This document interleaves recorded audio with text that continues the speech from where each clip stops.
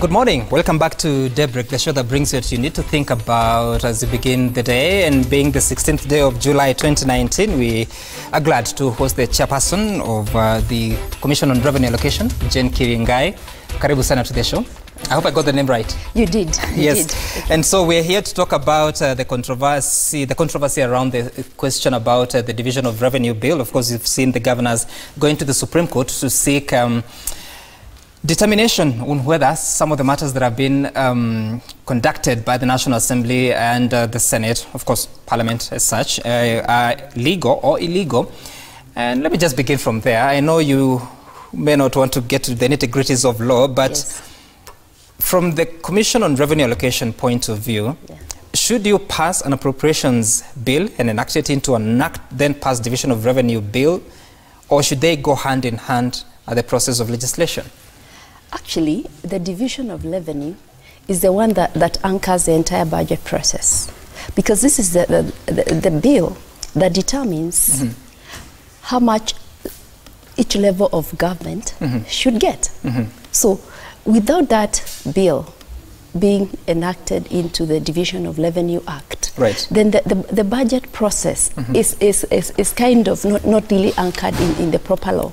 Because if you go ahead and do the appropriation bill, and yet you have not determined how much money or the funding at each level of government, in the event then that the Division of Revenue is negotiated with different amounts, what happens?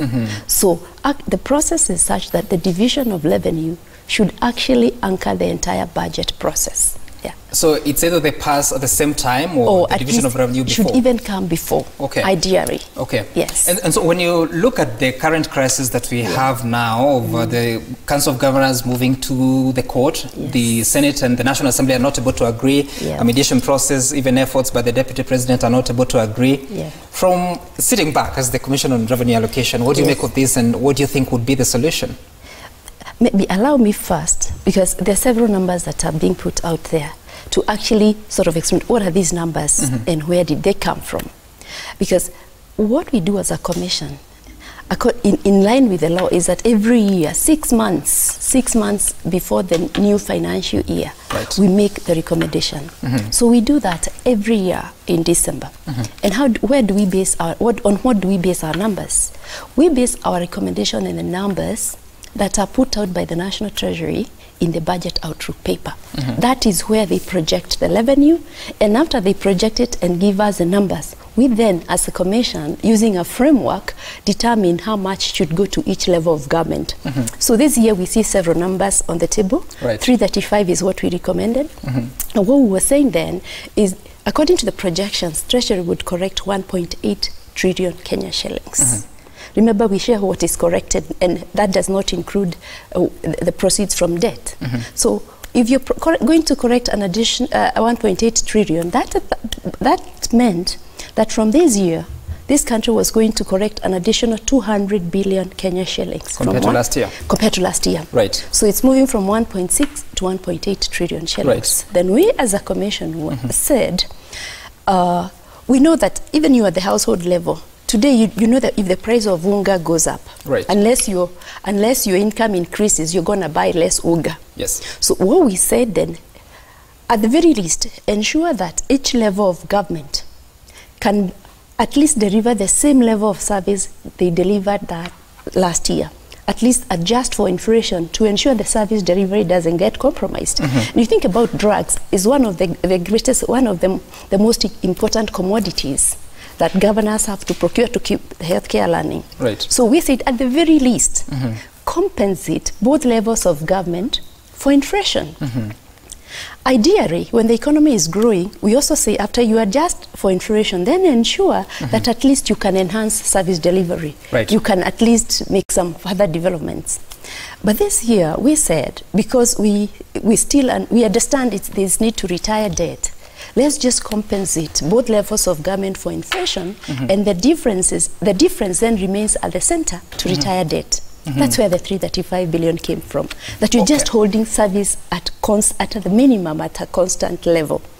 And what that means is that if you think about the 100 shillings that you pay in taxes, what we were saying if you're gonna, for every 100 shillings a Kenyan pays in taxes, 18 goes to the county, and the balance, 82, remains at the center. That's just what we're saying. Okay. In the past, what has happened is that for every 100 shillings a Kenyan pays in taxes, 20 goes to the county, 80 remains at the center. So actually this time it's lower. It's lower. In terms of the revenue being shared. It's lower in terms of revenue being shared. And remember, the 310 is now actually reducing from 314 this year to 310. A reduction of 4 billion. 314 billion shillings was for the last financial year. For the last financial year. And so, yes. Bring him into the question. So yes. we see all these figures being floated. Yes, yes. Last year there was 314, but through yes. supplementary budget was reduced to 304 billion shillings. And then this time round, you had recommended 335. The National Assembly is saying 310. Yeah. And you are talking about you just wanted to maintain sort of status quo, but yes. adjusting for inflation. Yes. So what would cause this so much obsession with the National Assembly saying, no, we can only afford up to 310 billion shillings? What the issue has been, and again, let me correct that the 314 was never revised. There was no bill that the Division of Revenue Act was never revised, and that I think we negotiated at IBEC and agreed that this year would be maintained. The last financial year would be maintained at 314 billion. So what's going on? Why are we talking about the 310? The argument has been the National Treasury, because the National Assembly argues that we only do what the National Treasury. We only work on the numbers that the National Treasury gives us. Okay. And what they're saying is that year on year, we have never met our revenue targets. So what they're saying is, although we projected 1.8 trillion, it is unlikely that we will correct 1.8 trillion. And how much are they likely to collect then? What, at the last negotiation, what they indicated is we're only likely to correct maybe 1.6 trillion. And therein the problem starts. Why do we CRA sort of hold the position that we do? What happens if you plan on a revenue projection of 1.8 trillion and you don't meet it? Is then you're going to have to borrow to fill the gap. Then in the subsequent year, you're going to say that debt becomes a fast charge. So we only share between the two levels of government after we have paid debt. But that debt was used for national government functions. So you see, it's a form of sort of reducing consistently what goes to the county because you borrow to finance national government functions. And that becomes a fast charge. Okay. Because remember, we're sharing 1.8, but the budget was 3 trillion. Or 2.8 trillion if you like. So meaning that these are the difference. You see, the national government borrows to meet the difference. The deficit. And then year on year, as our debt takes a little more, it means there's less to share for the county government. But they are not yet in a position to borrow. So in our view, and I remember this expression was used, is at the division of revenue, that's it. That's it. It's cut and done for the county governments. Okay. Yes. So I look at some of your functions as a commission, that is to recommend the basis of equitable sharing of revenue, which you have consistently done, and recommend the basis of equitable sharing of revenue raised by the national government among the county governments. So since the coming in of the county governments and the CRA, as it were, have you ever recommended a certain amount to be shared to the counties, and this for the national government? Has it ever been respected? Actually, it has never been respected. There's no year when the recommendations of the Commission ever sailed through. That said, we also acknowledge that revenue sharing is a political process. It involves a lot of negotiation, and that is why in the PFM Act, the Article 187 creates the Intergovernmental Budget and Economic Council. IBEC. Where every year in February, we then sit the two levels of government under the leadership of the Deputy President. We sit and begin the negotiation process. That has happened every year. So there's normally give and take, but somewhere along the way we arrive at a middle point. So this is the first time, one, the proposed allocation for county government is being reduced. And like I said, if you take into account then inflation, that tells you that we are really going to undermine service delivery. So it's the first time where it's being reduced, and it is the first time none of the two institutions even moved an inch to come to a middle ground. So it is really a unique year. It's quite a stalemate. It's quite a stalemate. And so when you are sharing this revenue, do you take into consideration, because there's been several questions that counties hiding the on-source revenue they collect. When you're sharing this national revenue, do you take into consideration the on-source revenue? We do. Actually, what we do is we do take into account the on-source revenue. And I can tell you, because we're also responsible for coming up with the formula that shares the equitable share among the 47 county governments. And in there, we have created an incentive to ensure that counties are correcting more year on year. 2% of that equitable share, for example, last year it was 314 billion. 6 billion is shared on the basis of how much you corrected from the previous year. So in our recommendations, we do take that into account and are always creating incentives for county governments to enhance their own revenue. And it's been happening. We've seen counties that are actually working extremely hard to make sure they are enhancing or increasing their own revenues. So that's an incentive, but like when you eventually have to have done everything, you followed your formula, and let's say you're saying that Nairobi County should receive 17 billion shillings, for instance. Does that put into consideration that they are likely to collect, let's say, 5 billion shillings? So in total, they might have a source of revenue of 22 billion shillings? Let me give you an example. Nairobi, which has the capacity to correct the most, given that it's a city. Nairobi, say, gets 16 billion and corrects another 10. That would make it like 26 billion. The wage bill for Nairobi is about 12 billion shillings. How much is left to do what Nairobi City needs to do? Just think about it. Think about stormwater drainage. Think about even extending sewer. There's way too much that is supposed to be delivered at the county level, even after you take into account their own sources of revenue. And that's basically, the cities have the capacity to correct a lot more than others. But if you think about the functions also they have to deliver, and deliver health to about in excess of 3 million people, you can begin to understand the enormity of the services they have to deliver. But yes, we do take that into account.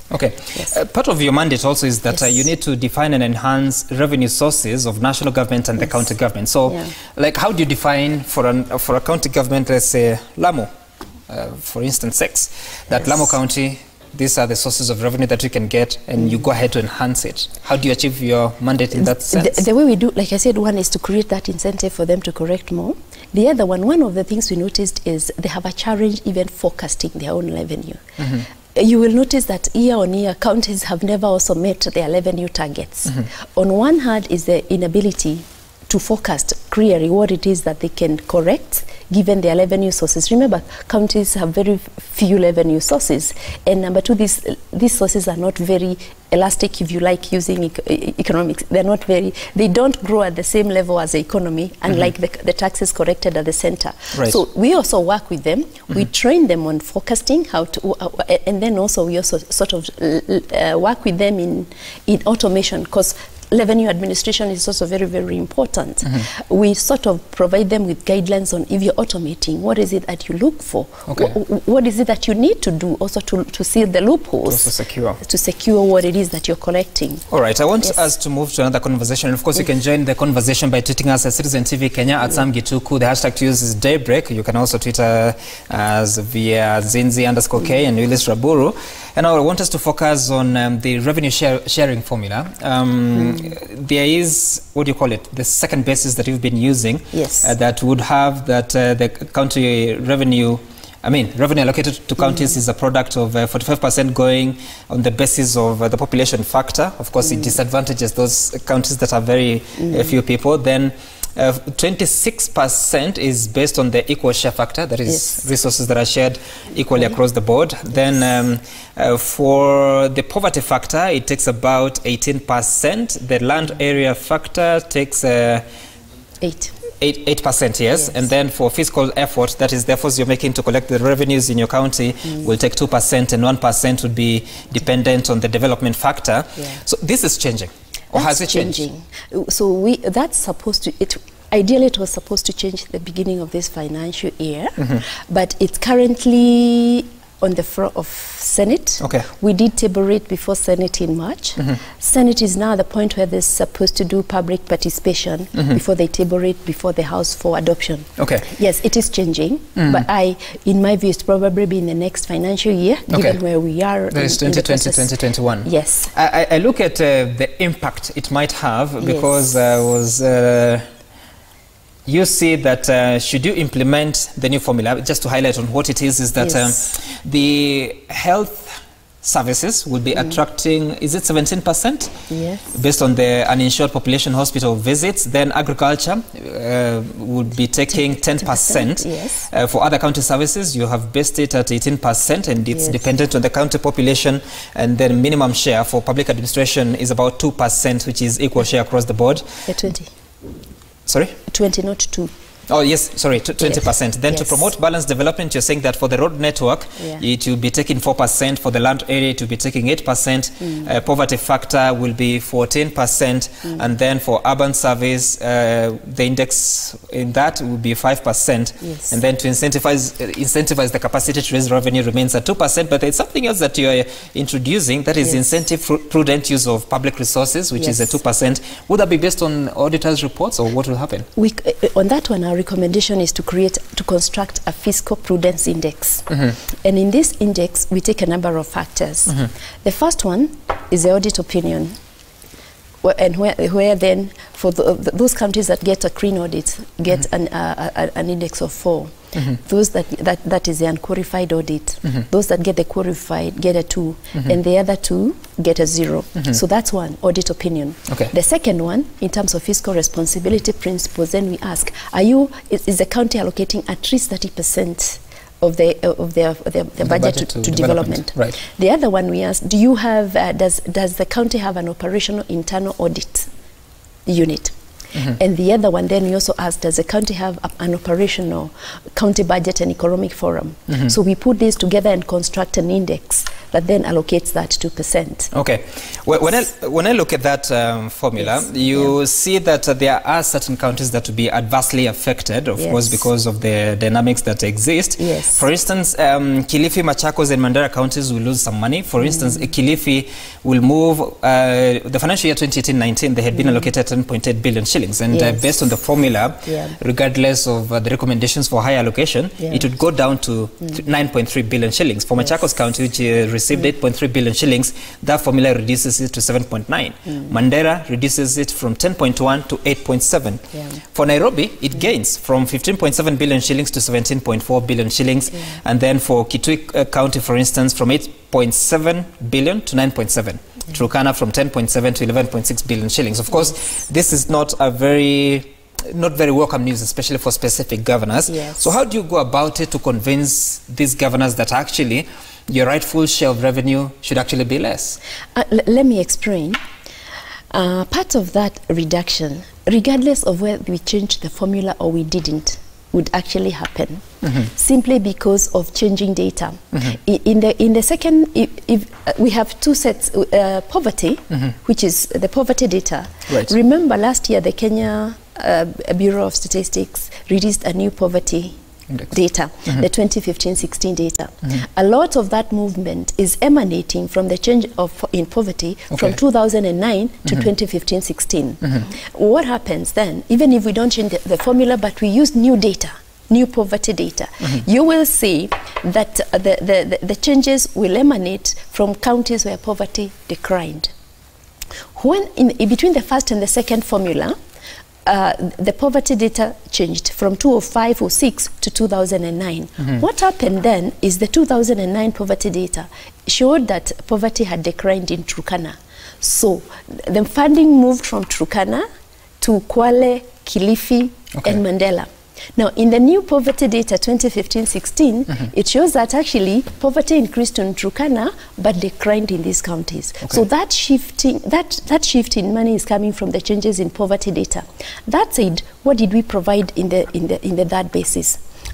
Like in other jurisdictions in South Africa, in India, when you have a new formula, you provide for a transition or a phasing in the formula or a holding harmless. So what we said in this basis is from the increment that counties get in the equitable share, 15% will be set aside to cushion the counties that are likely to see significant changes in the equitable share, because the Constitution provides that you have to provide revenues that then you don't lead to disruption in services. So this 15% will be allocated for how long? After, you see that after 1 year, it smooths out that loss. There's a smoothing out. You're holding harmless for a year. So, for instance, if Machakos County is to be allocated money based on the new formula and the new data that you're talking about, so that it reduces from 8.3 to 7.9 billion shillings, how do you, in as much as you provide for that 15%, how do you ensure that, yes, they are richer, but they are collecting revenue to seal that gap? Actually, let me explain. There were several things that were happening. Machakos was losing money because they collected less revenue. We need to separate two movements here. And the counties I talked about, the Kwale, Kilifi, Mandela, was changes in poverty. Other counties like Machakos, is because they collected less revenue. And there's no need then to compensate those counties, because it tells you the incentive is working, that you correct more, you get more. So there are some counties there, Lamu and Machakos, were getting less because they collected less from the previous year. So that's very different from those counties that were impacted by the changes in poverty. And when we did the simulation, because we work with the numbers, we saw that if you hold harmless for 1 year, then you would see after that it smooths out and they're able to continue with very stable revenues. And this is a 5-year formula, remains in place for 5 years. So the thing that would only change then is when we have when the new population census is out, would apply the new population census, and year on year then we'll be checking how their revenue performance is and also the audit and the fiscal index. Yes. And I want us, as we begin to wind up, so some of the questions that are before the Supreme Court is that is the recommendation of the Commission on Revenue Allocation binding? What's your take? Our take is the framing in the Constitution is that the Commission on Revenue Allocation shall recommend the basis of equitable sharing of revenue. I think that is subject to interpretation. And in our view is, if there are going to be further reforms, there is need to clarify that. If the recommendations of SRC are binding with the same framing, then what does it mean? How do you interpret the shall that is provided for the recommendations of the CRA? And number two, then, going forward, the other question is, if mediation fails and fails consistently, what happens? At the moment, there is a gap in the sense that the national level of the national government can operate on a vote on account on 50% of the budget of the previous year. But the counties do so. The counties don't have that provision. They cannot. There's no provision for county governments to operate on the 50% of the previous year. So that there needs to be clarity.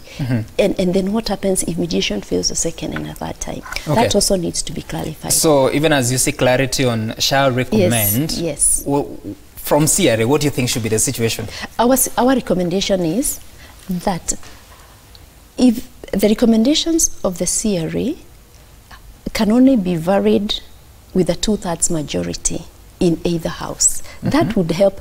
In our view, they should be binding, but also to check the excesses of the Commission. Let there be a provision. At least you need a 2/3 majority in either house to vary them. But people might ask, I mean, the supreme lawmaking organ is Parliament, and they represent the interest of the people. They are also involved in public participation. How much power would CRA have to have it that 2/3 majority is the only number that can veto a decision of CRA? But the Parliament is 2 houses. There is the Senate and there's a National Assembly, and you see with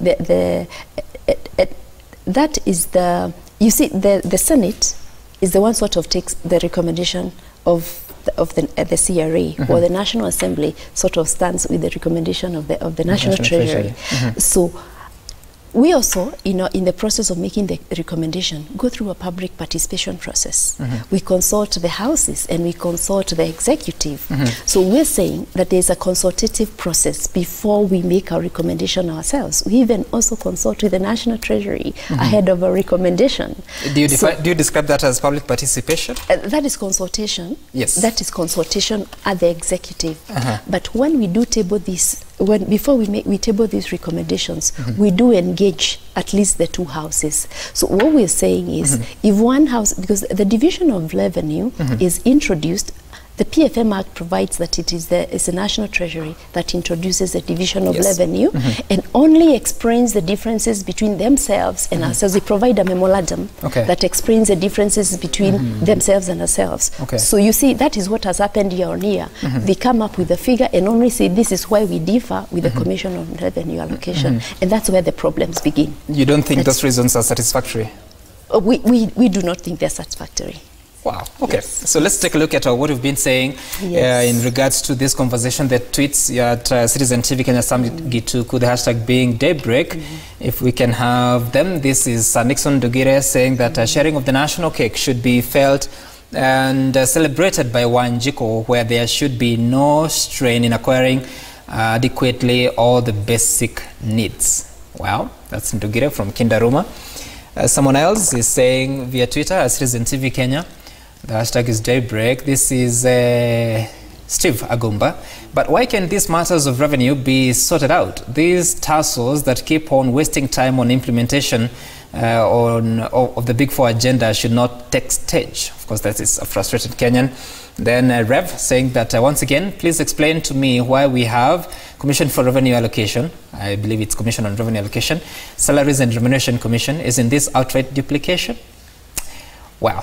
Engineer Lazaro, revenue allocation should be based on performance. Counties with nothing to show shouldn't demand more funds. That's how you would help reduce corruption and cases of incompetence in the counties. I mean, when you hear those varied voices, James Mondegu, our leaders in government lie their way to jobs and also lie to Wanjiko to get elected. A sad state of affairs. Frankly, we do not trust government in its entirety. Of course, you can see the frustration coming from the viewers. And this is a feeling that Kenyans have based on the challenges that they face vis-a-vis the tassels at the top. So in your opinion, what is the best way forward to get rid of this, that Kenyans really may not understand where the intricacies we are seeing are in place? One of the things we have vouched for as a commission is an agreement on the framework that should be used to share revenue. What is it that we must take into account going forward? And that framework exists, and we have discussed it at length. What are the metrics, or what are the variables do we put into account in determining how much each level of government should take? We have a framework. We have discussed it at length. We have presented it at the various fora or the various institutions or platforms where revenue is shared. And I think if that is anchored very well, what is it that you take into account in terms of determining what each level of government you take? And it is there, it is known. For me, we don't need to be where we are. If we simply agreed on what's the framework of sharing revenue. Jane Kiringai, the chairperson of the Commission on Revenue Allocation, thank you so much for making time for us to have that very sobering conversation about sharing the national cake.